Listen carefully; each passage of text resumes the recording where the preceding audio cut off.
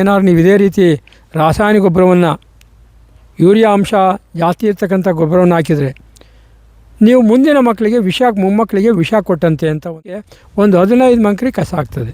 15 ಮಂಕ್ರಿ ಗೊಬ್ಬರ ಆಗುತ್ತೆ ನಿಮಗೆ ಆಗುತ್ತೆ. ಇದರಲ್ಲೇನು ಸಂಶಯ ಇಲ್ಲ. ಹಾಗಾಗಿ ನನ್ನ ಹತ್ರ ಹಣ ಇದೆ ಅಂತ ಏನೋ ಸುರಿದು ಇದು ಮಾಡಿದರೆ ಆ ಮರ ಭೋಗವಾಗಿ ಬೆಳ್ಕೊಂಡು ಹೋಗ್ತವೆ. ಅದು ಹೆಚ್ಚು ದಿವಸ ಬಳಕೆ ಬರಲ್ಲ, ಬೇಗ ಬಿದ್ದು ಹೋಗ್ತದೆ. ಒಂದು ತಿಂಗಳಿಗೆ ಒಂದಾದ ನೀರು ಕೊಟ್ಟರು ಸಾಕು ತೆಂಗಿಗೆ. ಅಡಿಕೆಗೆ 15 ದಿವ್ಸಕ್ಕೆ ಒಂದು ಸಾರಿ ವಾಸನೆ ಕೊಟ್ಟರು ಸಾಕು.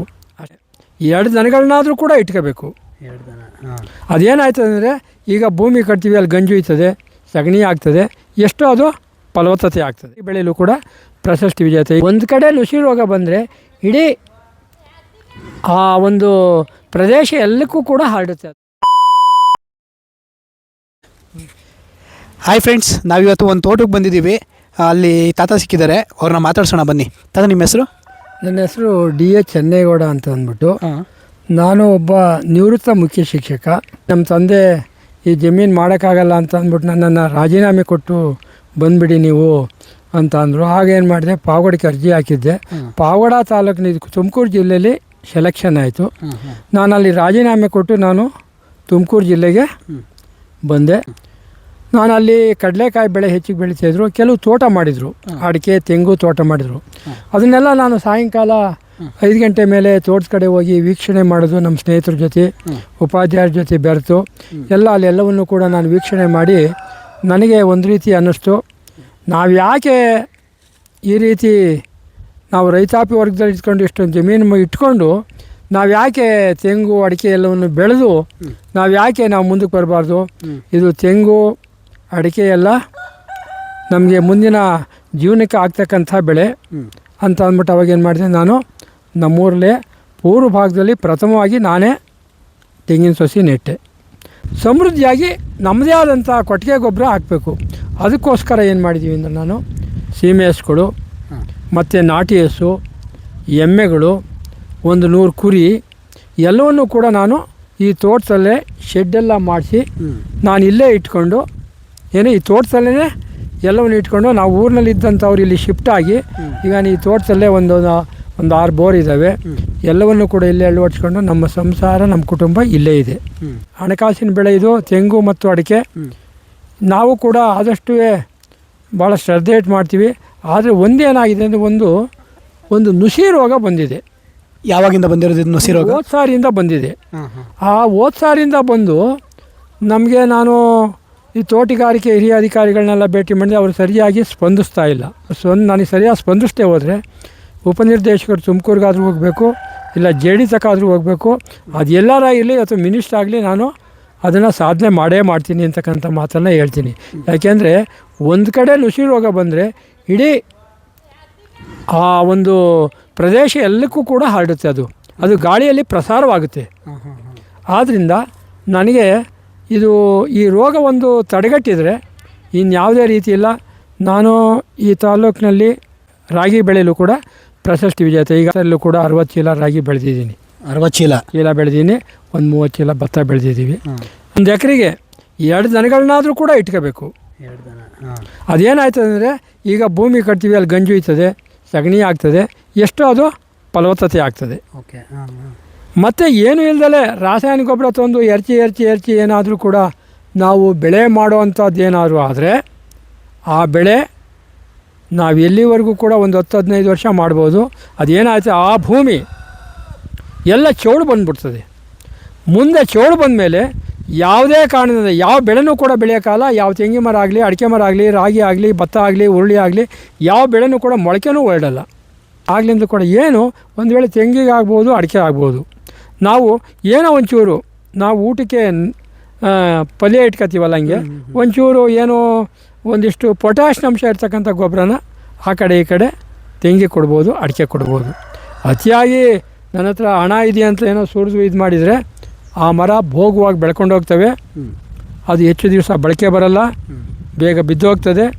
ಆದ್ದರಿಂದ ಇದನ್ನು ಎಲ್ಲದರಲ್ಲೂ ಕೂಡ ಭಾಳ ವೀಕ್ಷಣೆ ಮಾಡಿಕೊಂಡು ವ್ಯವಸಾಯ ಮಾಡ್ತಕ್ಕಂಥ ವಿಧಾನವನ್ನು ಅರಿತು ಮಾಡಬೇಕು. ಇದರಿಂದ ಏನಪ್ಪ ಅಂತಂದರೆ ಈಗ ನಾನು ಇವತ್ತು ಈ ಕಡೆ ಸೀಮೆ ಹಸ ಇದ್ದಾವೆ, ಈ ಕಡೆ ಎಮ್ಮೆ ಇದ್ದಾವೆ, ಈ ಕಡೆ ನಾಟಿ ಹಸು ಇದ್ದಾವೆ, ಈ ಕಡೆ ಕುರಿ ಇದ್ದಾವೆ, ಊರಲ್ಲಿ ಕೊಟ್ಟಿಗೆಲ್ಲಿ ಕೂಡವೆ. ಇವೆಲ್ಲವೂ ಏನು ಗೊತ್ತಾ, ನನ್ನ ತೋಟದಲ್ಲಿ ದಿವಸಕ್ಕೆ ಒಂದು 15 ಮಂಕ್ರಿ ಕಸ ಆಗ್ತದೆ. 15 ಮಂಕ್ರಿ ಗೊಬ್ಬರ ಆಗುತ್ತೆ ನಿಮಗೆ. ಆಗುತ್ತೆ, ಇದರಲ್ಲೇನು ಸಂಶಯ ಇಲ್ಲ. ನಾನು ಅಡಿಕೆದು 1 ಕ್ವಿಂಟಾಲ್ 50,000 ಇದೆ. ಈಗ 1 ಕ್ವಿಂಟಾಲು ಕೊಬ್ಬರಿ ಬೆಲೆ 30,000 ಇದೆ ಕನಿಷ್ಠ ಪಕ್ಷ.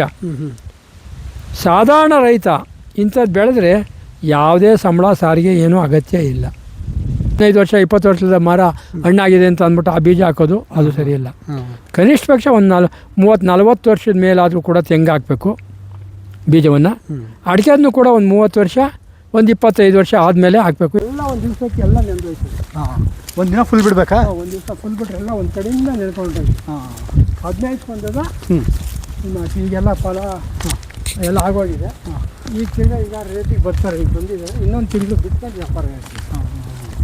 ತಾತ, ಎರೆಹುಳು ಬಗ್ಗೆ ಹೇಳ್ತಿದ್ರ ನೀವು? ಎರೆಹುಳು ನಾವು ಆದಷ್ಟು ಗೊಬ್ಬರ ನಮ್ಮ ಕೃಷಿ ಗೊಬ್ಬರ ಹಾಕಿ ಎರೆಹುಳನ್ನು ನಾವು ಯಾವುದೇ ತೋಟದಲ್ಲಿ ಎರೆಹುಳಿ ಉತ್ಪತ್ತಿ ಮಾಡಬೇಕು. ಇಲ್ಲ ಅಂದರೆ ನಮ್ಮ ಗರಿ ಪರಿ ಎಲ್ಲನೂ ಹಾಕಿ ಒಂದು ತೊಟ್ಟಿ ಮಾಡಿ ಅದಕ್ಕೆ ಗೊಬ್ಬರ ಎಲ್ಲನೂ ಹಾಕಿ ಅದರಲ್ಲಿ ಎರೆಹುಳು ಉತ್ಪತ್ತಿ ಆಗುತ್ತದೆ.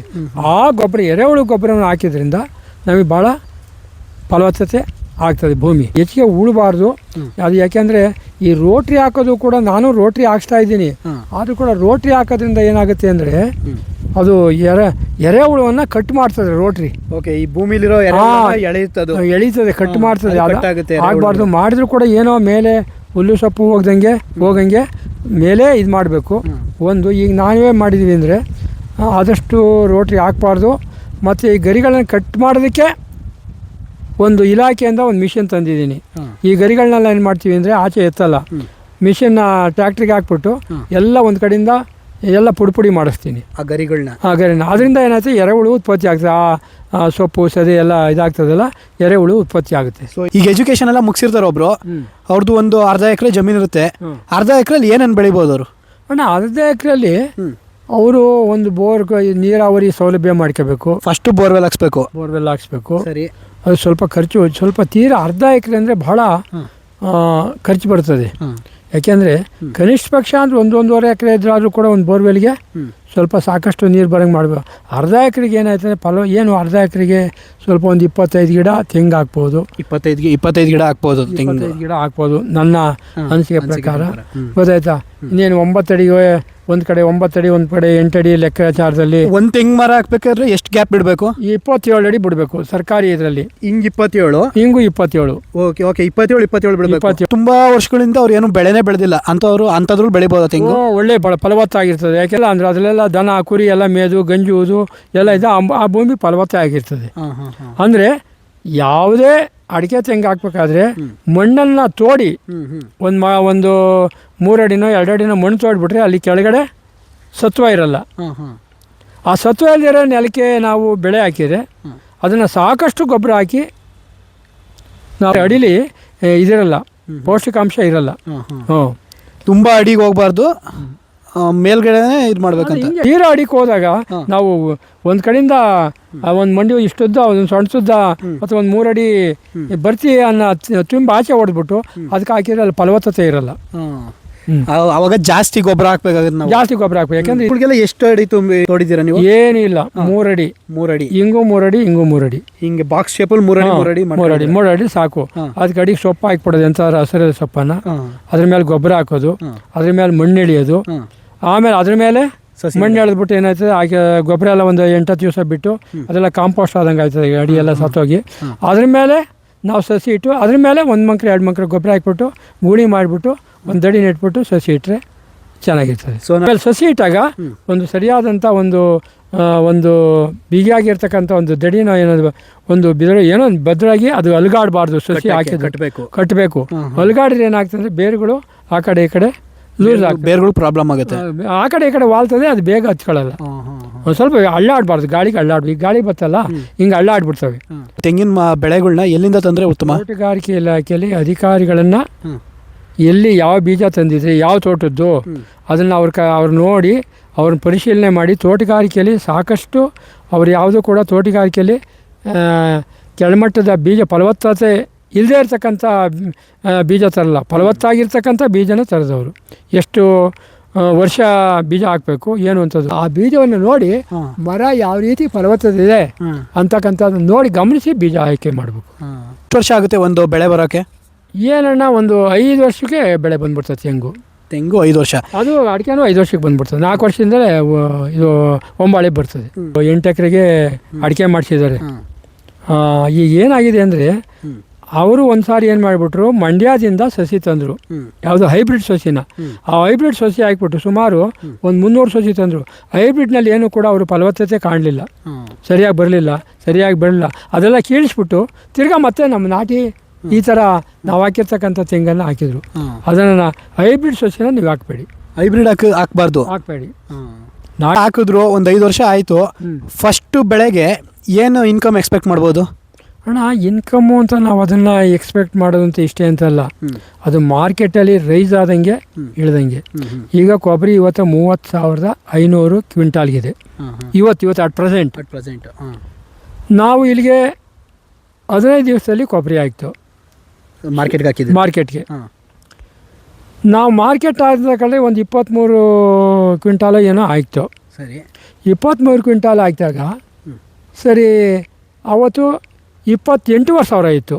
ಈಗ 2,000 ರೈಸ್ ಆಗಿದೆ. ಅದು ನಮ್ಮ ಮನೆ ಬರ ಆ ಒಂದು ಮಾರ್ಕೆಟ್ ರೇಟ್ ಹೆಂಗಾಗ್ತದೆ ಅಂತ. ಆವಾಗ ನಾವು ಒಂದು 7 ಲಕ್ಷ ರೂಪಾಯಿ ದುಡ್ಡನ್ನು ನೋಡಿದ್ವು. ಗೊತ್ತಾಯ್ತಾ? ಇವತ್ತಿದ್ರೆ ಇನ್ನೂ ಇನ್ನೂ ಒಂದು ಲಕ್ಷ ಜಾಸ್ತಿ ಬರೋದು. ಅದು ನಮ್ಮ ಮನೆ ಬರ. ಅದಕ್ಕೆ ನಾವು ಆಸೆ ಪಡೋಕ್ಕಲ್ಲ. ಆವತ್ತಿನ ಮಾರ್ಕೆಟ್ ಏನಿರ್ತದೆ ಆ ಮಾರ್ಕೆಟ್ ಮೇಲೆ ಡಿಪೆಂಡ್ ಆಗುತ್ತೆ. ಸರಾಸರಿ ಒಂದು ಮರಕ್ಕೆ 100 ಕಾಯಿ ಅಂತ ಒಂದು ಚೆನ್ನಾಗಿ ಮಾಡಿದ್ರೆ ಅಂತ ನನ್ನ ಅನಿಸಿಕೆ. 100 ಚೆನ್ನಾಗಿ ಮಾಡಿದರೆ ಒಂದು ಮರ 100 ಕಾಯಿ ಕೊಡುತ್ತೆ. 100 ಕಾಯಿ 80ರಿಂದ 100, 120 ಕಾಯಿ ಕೆಡಗ್ಬೋದು ಅಂತ ನನ್ನ ಅನಿಸಿಕೆ. ಈ ಮರಗಳಿಗೆ ನೀವು ನೀರು ಮತ್ತು ಗೊಬ್ಬರನೇ ಇಂಪಾರ್ಟೆಂಟು ಅಂತ ಹೇಳಿದ್ರ. ಯಾವಾಗ ಎಷ್ಟೆಷ್ಟು ಹಾಕಬೇಕು ನೀರು ಗೊಬ್ಬರನ? ಅಣ್ಣ ಗೊಬ್ಬರನ ಒಂದು ವರ್ಷಕ್ಕೆ ನೋಡಿ, ಇದೊಂದು ಮರ ಇದೆ ಅಂತ ಇಟ್ಕೊಳ್ಳಿ. ಓಕೆ, ಇದಕ್ಕೆ ಸುತ್ತಲೂ ಒಂದು ಸುಮಾರು ಒಂದು 3 ಅಡಿ ಬಿಟ್ಬಿಟ್ಟು 3-4 ಅಡಿ ಬಿಟ್ಬಿಟ್ಟು ಸುಮ್ಮನೆ ಅಷ್ಟು ಬಿಡಿ ಗೊಬ್ಬರನ. ಆ ಕಡೆ 1 ಮಂಕ್ರಿ, ಈ ಕಡೆ 4 ಮಂಕ್ರಿನ ಹಾಕ್ಬಿಟ್ಟು ನಾವು ಮುಂಗಾರು ಮಳೆ ಬಿದ್ದಾಗ ಉಳುಮೆ ಮಾಡಿಬಿಡ್ಬೇಕು.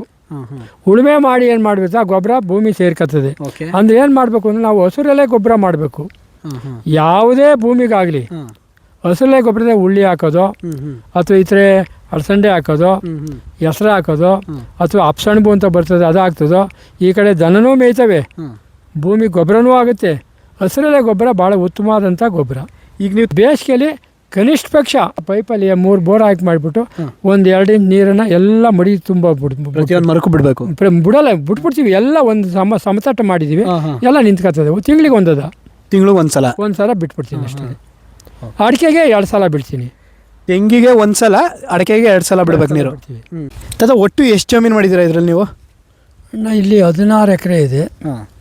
16 ಎಕರೆಯಲ್ಲಿ ಒಂದು 2 ಎಕರೆ 2.5 ಎಕರೆಗೆ ಒಂದು 1,400 ಅಡಿಕೆ ಹಾಕಿದ್ದೀವಿ. ಬಾಕಿದ ಎಲ್ಲಕ್ಕೂ ಕೂಡ ನಾವು ತೆಂಗು ಹಾಕಿದ್ದೀವಿ. ಇದು ಹುಲ್ಲಿಗೋಸ್ಕರ ಸ್ವಲ್ಪ ಹಾಕಿದ್ದೀವಿ.